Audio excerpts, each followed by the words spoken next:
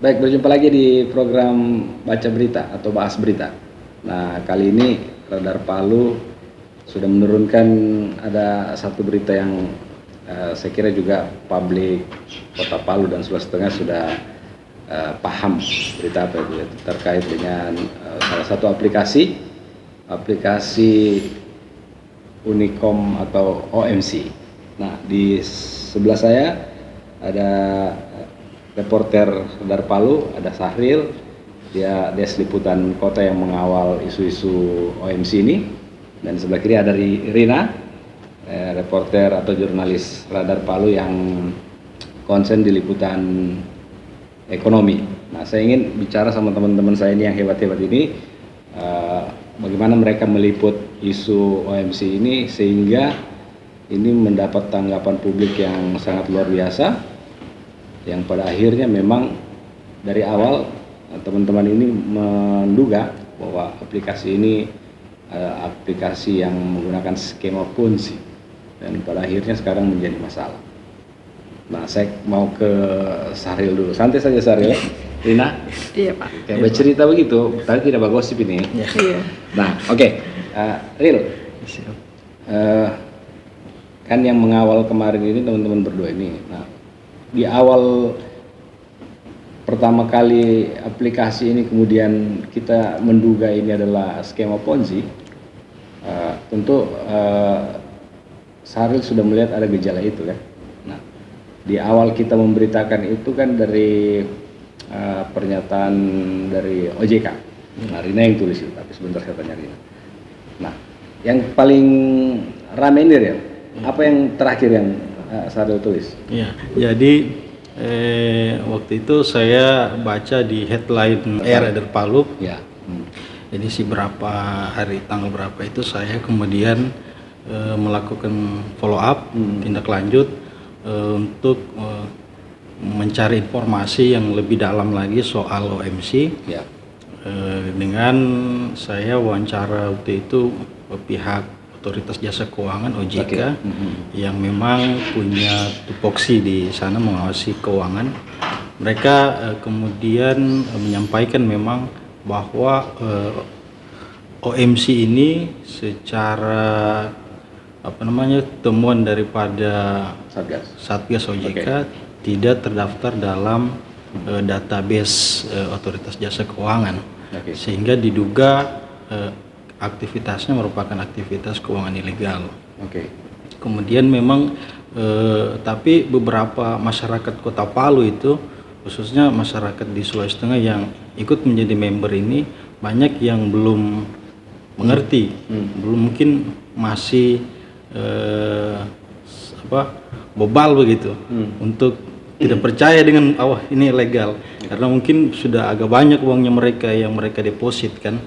Tetapi saya mencoba untuk menggali lebih dalam lagi, karena ketika OJK bilang bahwa tidak terdaftar dalam database OJK, sudah pasti bahwa itu adalah keuangan ilegal, karena tentu semua lembaga-lembaga keuangan itu mestinya harus terdaftar dalam OJK, karena supaya dianggap legal kan. Ya, ketika tidak terdaftar pasti ilegal. Nah, itu yang kemudian saya ingin meyakinkan masyarakat bahwa yang Anda depositkan itu adalah keuangan yang ilegal, sehingga saya mencoba untuk memberikan edukasi lah kepada masyarakat Kota Palu. Artinya begitu awal, kemudian saya tertarik untuk melakukan pencarian informasinya. Nah, itu. Nah, belakangan aplikasi ini mandek pembayarannya, pencairannya, yang jadi masalah. Kalau Rina, liputan OMC apa yang sempat Rina tulis kemarin? Kalau dari saya pribadi sendiri Pak, saya sempat menuliskan soal OMC yang bahwasannya OJK itu sudah menyatakan bahwa OMC ini merupakan aktivitas yang ilegal yang tidak terdaftar dalam database-nya OJK.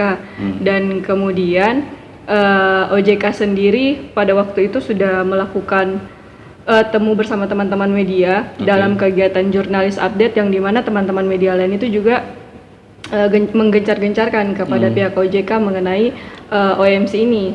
Dan dari kegiatan itu pula jurnalis update itu pihak OJK juga sudah memberikan penjelasan, mengeluarkan statement bahwasannya pihak OJK itu kan ada satgas pasti, dan pihaknya Pak Boni sendiri sedang menunggu keputusan dari Satgas Pasti Pusat untuk mengeluarkan surat untuk pemberhentian OMC tersebut. Dan kemudian dan kemudian kemarin sempat viral di Facebook dan untuk memberikan edukasi kepada masyarakat bahwasannya ya aplikasi ini merupakan aplikasi ilegal, akan tetapi masih ada beberapa masyarakat khususnya di Kota Palu sendiri yang mengatakan bahwasannya dalam berita itu, apalagi mungkin yang menulis berita itu terkesan kayak sewot, iri apa segala macam.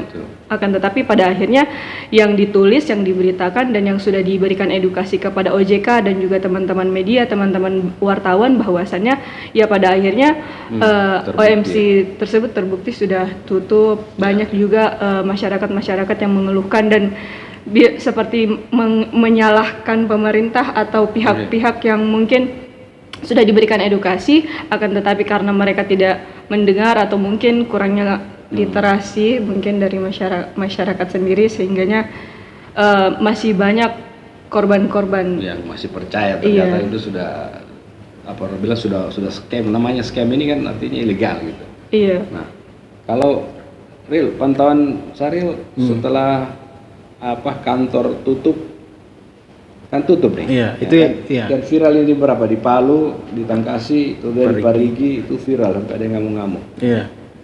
Tapi ada yang beberapa member masih mengklaim bahwa uangnya itu masih bisa kembali. Itu yakin apa mereka? Iya. Sebenarnya karena mereka sebenarnya ingin berharap begitu ya untuk uangnya kembali ketika kemarin sebenarnya dijanji begitu. Informasi yang kami dapatkan dijanji oleh OMC bahwa akan dilakukan pencairan. Sebenarnya disitulah tanda-tanda awal bahwa OMC ini scam. Tapi mereka ya masih percaya begitu. Jadi ketika kita datang kemarin ke Jalan Tangkasi, sekitar pagi sudah ada tim reporter di sana. Saya jam 1 meluncur ke sana juga. Sudah banyak teman-teman jurnalis di sana dan Satlinmas yang di sana, ada Polsek Palu Selatan kalau nggak salah, saya juga ada di sana hadir. Ternyata itu kantor OMC di Jalan Tangkasi itu sudah ditutup dan itu sebenarnya tanda-tanda bahwa mereka ini scam. Tapi ada masyarakat misalnya yang kami temui di lapangan ketika kami wawancara, dia masih ingin berharap uangnya bisa kembali karena jumlahnya juga tidak sedikit. Sekitar dia itu levelnya kan level-level ini, Om Ron. Ada level-level. Dia levelnya P3. P3 itu depositnya kurang lebih 2,7 juta. 2,7 juta. Ya, dia bahkan belum mendapatkan keuntungan, tapi OMC-nya keburu diblokir gitu. Akun OMC-nya sudah kemudian diblokir. Akhirnya dia tidak mendapatkan keuntungan. Nah, dia berharap memang agar kalau misalnya tidak bisa kembali sepenuhnya, minimal 60% itu bisa kembali. Tapi kan ini aplikasi ini kan memang scam, sehingga perlindungan hukumnya itu kan tidak ada gitu. Jadi mungkin pemerintah juga tidak bisa mendesak aplikasi ini untuk mengalihkan karena pada sana kan ilegal. Jadi, tetapi masih ada masyarakat yang ingin berharap gitu uangnya kembali. Tapi sayangnya itu sudah mungkin sudah tidak bisa ya dikembalikan karena ilegal kan. Iya. Saya terakhir cek itu aplikasinya malah sudah tidak ada gambar OMC-nya. Langsung kayak cuma tulisan apa gitu, tidak ditemukan apa. Iya betul. Saya juga terakhir tadi pagi saya buka juga dia punya link, ternyata memang sudah benar-benar sudah tidak bisa dibuka. Dia punya aplikasi OMC, link aplikasi OMC itu. Nah, ini kan artinya memang betul-betul sudah tidak bisa ini uang kembali. Nah, sahabat Radar Palu, disclaimer dulu bahwa kita tidak mendiskreditkan korban di pembahasan ini. Kami cuma menyampaikan apa yang kami sudah tulis, bahwa pada faktanya bahwa aplikasi ini adalah legal. Jadi bukan bermaksud menyudutkan atau menganggap para member itu adalah sesuatu kejahatan yang dilakukan salah sendiri, tidak ya. Tapi kita disclaimer dulu bahwa ini adalah hasil liputan kami. Nah, Rina tadi sebut soal ketika media memberitakan dianggap sewot dan segala macam. Iya. Itu kenapa kita dibilang sewot ini, memberitakan sesuatu padahal sumbernya jelas? Kalau saya baca komentar-komentarnya masyarakat sendiri, karena mereka melakukan itu kan Mbak Depo bukan pakai uangnya kita, maksudnya uangnya sendiri. Jadi kalau dorang rugi ya dorang yang rugi, maksudnya tidak ada mempengaruhi kita kan. Jadi uang-uangnya mereka, jadi Biar jauh makanya rugi-rugi. iya. Jadi tidak usah urus-urus begitu Iya. ya bahasanya kita di Palu. Iya. Terakhir, sejauh ini ada penyampaian baru kan dari OJK terkait setelah aplikasi ini dinyatakan scam, beberapa kantor tutup. Kalau dari OJK sendiri Pak, yang saya pantau dari grupnya untuk sekarang masih menunggu. Menunggu. Iya, menunggu info terbaru lagi, info terbaru. update. Oke. Ada saya baca itu diharap melapor ke sana ya kalau ada. Iya, ada di akun Instagramnya OJK Sulteng. Kalau ada yang merasa Iya. dirugikan melapor, buat laporan apa mengadukan di situ di OJK. Iya. Oh itu ada apa namanya di IG-nya ya? Iya, Ada hotline itu ya. Oh jadi ada pamflet dari OJK. nah itu jadi sahabat Radar Palu, jadi OJK sudah membuka layanan pengaduan. Silakan Anda yang merasa dirugikan silakan melapor ke sana. Nanti tinggal dengar petunjuknya dari sana diarahkan kemana. Nah saya kembali ke Saril. Ril, berita terakhirmu ini saya bilang ini mendekati ending Iya. karena sudah ada beberapa orang yang dipanggil pihak Polda Sulteng. Nah bagaimana itu? Siapa saja yang diperiksa oleh Iya. Polda? Saya kan terus menelusuri mengikuti perkembangan OMC ini Oke. sampai di tingkat kepolisian. Ya.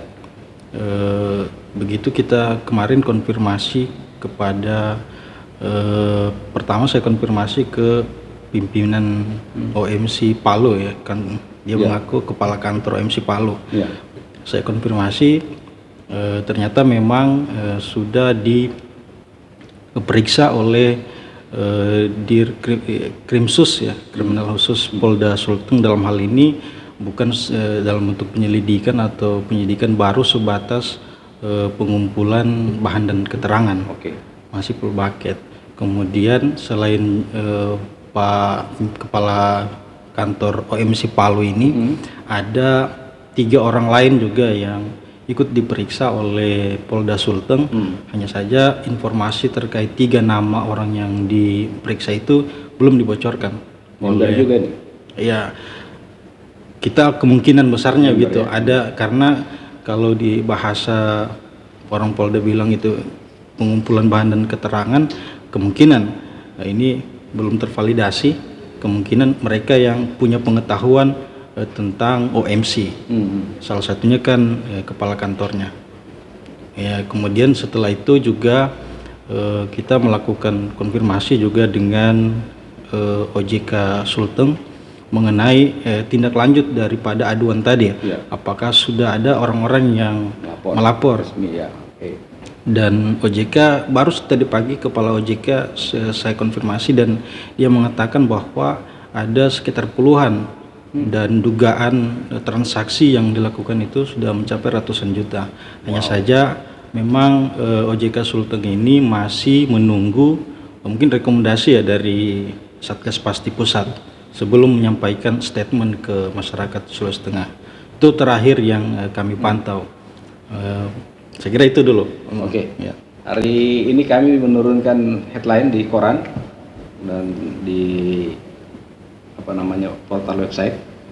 Hari ini diperiksa apa dia? Kepala kantor ya? Ya, kepala kantor Kepala OMC Palu. kantor cabang OMC Palu itu sudah diperiksa tapi perkembangannya belum diketahui seperti apa karena Polda belum menerima beberapa orang yang merasa dirugikan untuk melapor secara resmi, sehingga ini masih menjadi aduan dan juga OJK terus memantau ini. Dan saya kira ini jadi pelajaran juga buat kita semua bahwa aplikasi ini sebenarnya model lama ya, Rina. Model lama yang kemudian dimodifikasi, ya modelnya seperti itu, ujung-ujungnya juga penipuan. Nah kalau Rina sendiri ada dengar tidak dari beberapa member atau cerita-cerita, ada kawannya yang ikut, itu mereka tertarik itu pertama kenapa? Apa ya orang bilang di sini buju-bujunya itu sampai mau sekali orang gitu. Yang Rina dapat di lapangan seperti apa? Kalau saya Pak, karena ada kerabat itu mungkin nggak usah disebutkan namanya Iya, kan iya, Pak. oke. Jadi dia katanya memang ikut lihat dari teman-temannya, kan banyak yang ikut. Oke. Dan kemudian karena lihat ada dapat motor, Oke. kulkas apa segala macam. Jadi bulan pertama itu kan store-nya 300.000 dan karena posisinya cair, jadi dia coba untuk lanjut kembali, dan di situ posisinya dia yang dibilang Kak Saril tadi itu karena mungkin dia P3 atau P4, jadi dia tanam kembali 2,7. Dan kemudian dia bilang harusnya Rabu ini sudah cair. Akan tetapi ya itu tidak cair. Bisa lagi. Iya. Sudah tak kancing dia. Iya, Masih jadi masuk karena tak kancing. iming-iming lihat dari teman-temannya Oke. banyak yang ikut, dan kemudian dilihat dari dapat motor apa segala macam, ya maksudnya orang-orang awam pasti tergiur kan Pak, meskipun sudah diedukasi apa segala macam, tapi karena melihat banyaknya orang yang ikut, jadi mereka berpikir bahwasannya ya ini sah-sah saja untuk diikuti meskipun ilegal. Ya, mudah-mudahan teman-teman kita atau kerabat atau keluarga kita ya jadikan pelajaran. Iya. Ya. Semoga ini tidak terjadi lagi ke depan. Saya kira juga ini kami Radar Palu memberikan edukasi ke masyarakat bahwa ya ke depan kalau ada yang begini lebih bijak lagi lah. Jangan sampai ada lagi model baru aplikasi kayak model-model begini tawarkan pesawat helikopter mau semua. Jadi janganlah ya, artinya sedangkan perbankan saya tidak berani untuk dengan model investasi yang menggiurkan ini. Nah, terima kasih Saril, Rina atas waktunya. Baik, sahabat Radar Palu, terima kasih atas kebersamaan Anda. Tetap di program ini, kita akan kembali lagi dengan program bahas berita di berita selanjutnya. Assalamualaikum, sampai berjumpa lagi.